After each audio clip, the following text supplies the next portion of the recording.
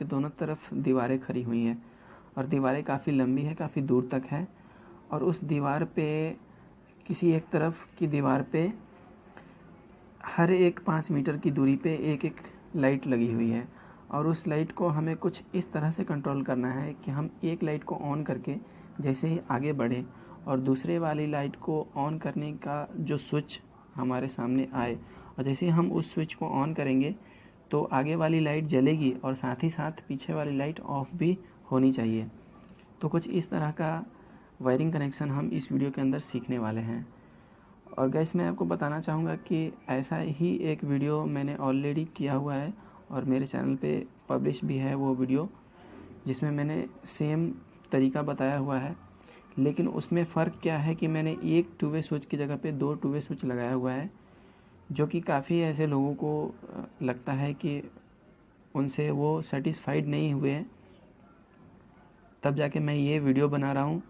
वैसे मैं पहले भी ये वीडियो बना सकता था, लेकिन उसमें और इसमें फ़र्क क्या होगा कि हम उसमें ऐसा भी कर सकते हैं कि बीच में हम किसी भी लाइट को बाद में ऑन भी कर सकते हैं और ऑफ़ भी कर सकते हैं कभी भी।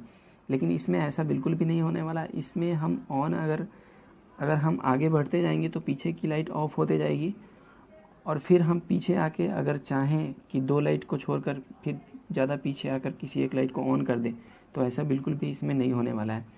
हम लाइटों को ऑन करते जाएंगे, पीछे की लाइट ऑफ होते जाएगी, आगे की ऑन होते जाएगी और इस तरह से लास्ट में जाके क्या होगा, सारी लाइटें ऑफ या तो ऑफ हो जाएंगी या एक जलती रहेंगी लास्ट वाली और बाकी सारे ऑफ हो जाएंगे।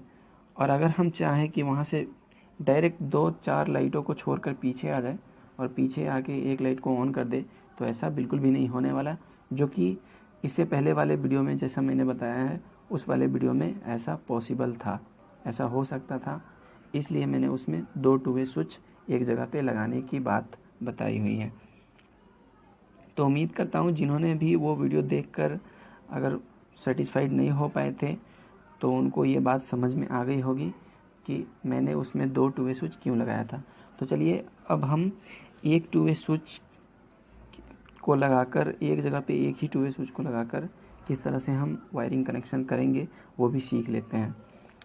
तो सबसे पहले तो अगर आप बिल्कुल नए हैं, 2 वे स्विच के बारे में कुछ नहीं जानते, तो मैं आपको बताना चाहूँगा कि हमारे चैनल पे एक वीडियो अभी भी है 2 वे स्विच के बारे में। उस वीडियो को आप पहले देख लीजिए ताकि आपको अच्छे से 2 वे स्विच के बारे में पता चल जाए और तब जाके ये वीडियो देखिए तो आपके लिए ज़्यादा फ़ायदा रहेगा। वैसे मैं शॉर्टकट में थोड़ा सा बताना चाहूँगा 2 वे स्विच के बारे में।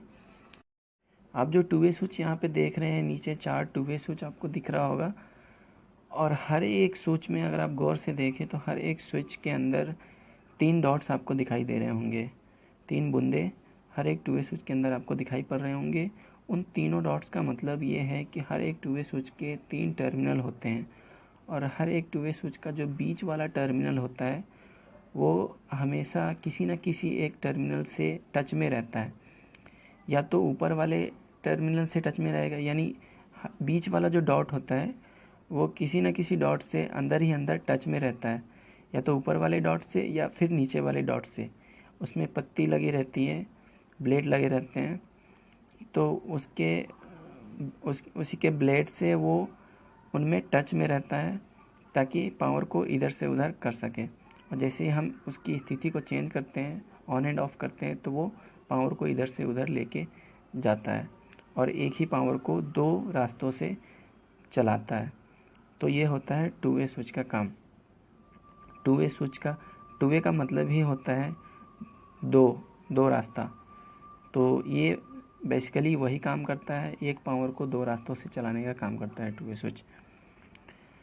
तो उम्मीद करता हूँ आप 2 वे स्विच के बारे में समझ गए होंगे अच्छे से। अब चलिए हम सर्किट डायग्राम भी समझ लें कि किस तरह से हम इसका सर्किट डायग्राम बनाएंगे और किस तरह से हमें इसका वायरिंग कनेक्शन करना होगा। तो सबसे पहले तो हमें क्या करना होगा कि जितनी भी आपको लाइटें ऊपर दिख रही होंगी, सभी लाइटों के दो टर्मिनल आपको दिख रहे होंगे, 2 पिन। तो हर एक लाइट के एक टर्मिनल को हमें क्या करना है, न्यूट्रल से कनेक्ट कर देना है। और न्यूट्रल से कनेक्ट करने के बाद तब हमें फेज़ की वायरिंग कनेक्शन करनी है, जो कि स्विच से होते हुए, लाइटों से होते हुए फिर स्विच से होते हुए, लाइटों से होते हुए आखिरी तक ऐसे ही होते जाएंगे। तो चलिए किस तरह से हम इसका करेंगे वायरिंग कनेक्शन वो समझ लेते हैं। डायरेक्ट मैं आपको डायग्राम दिखा देता हूँ, आपको अच्छे से समझ में आ जाएगी। तो ये रहा उसका सर्किट डायग्राम। फाइनली सारे वायर्स के कनेक्शन कर दिए गए हैं। और ये जो आपको मैं बताना चाहूँगा, ये जो आपको ये ब्लू कलर का दिख रहा है, ये पेन से क्या हुआ, इसे आप प्लीज़ इग्नोर कर दीजिए। ये कुछ नहीं, ऐसे ही मतलब पहले बनाने के लिए किया गया था, लेकिन वो छोड़ दिया गया है।